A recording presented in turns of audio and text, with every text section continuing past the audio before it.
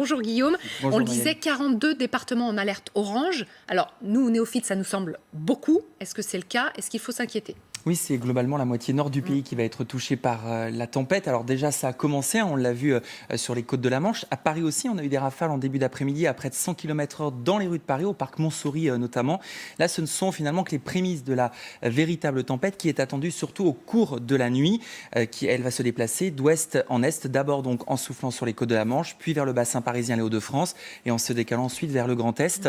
L'une des particularités de cette tempête, c'est sa durée, puisque ça a donc débuté cet après-midi. On a déjà eu des rafales pendant 7 heures consécutives à Caen, par exemple, qui ont atteint les 100 km/h. Habituellement, la tempête, lorsqu'elle passe en France, va souffler 2-3 heures en un point donné. Là, on est déjà sur plusieurs heures. Et ça va donc reprendre cette nuit avec ces rafales de vent qui vont à nouveau se renforcer. Le pic d'intensité est attendu entre 2 heures et 4 heures du matin pour la Normandie, plutôt entre 3 heures et 5 heures pour le bassin parisien et les Hauts-de-France, et entre 5 heures et 8 heures pour le Grand Est. Ça veut dire que pendant ces 2 à 3 heures, on aura encore des rafales plus puissantes que ce que nous avons relevé au cours de l'après-midi et de la soirée.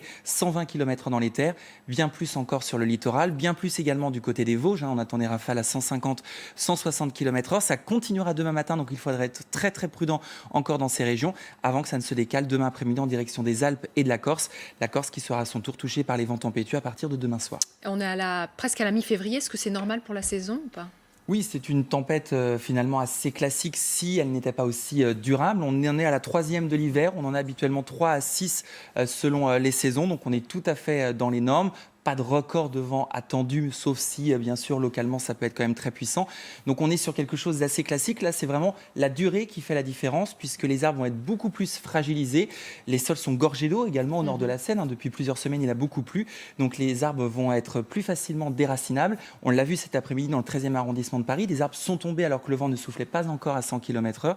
Donc c'est vraiment là où il faut être extrêmement prudent pour ces prochaines heures. Donc il y a déjà des premiers dégâts, vous nous le dites, avec quelques arbres, des toitures arrachées, même si ça reste un peu, ça reste mineur pour le moment. On va pouvoir faire un point avec vous. D'abord les images avec Jérôme Garraud.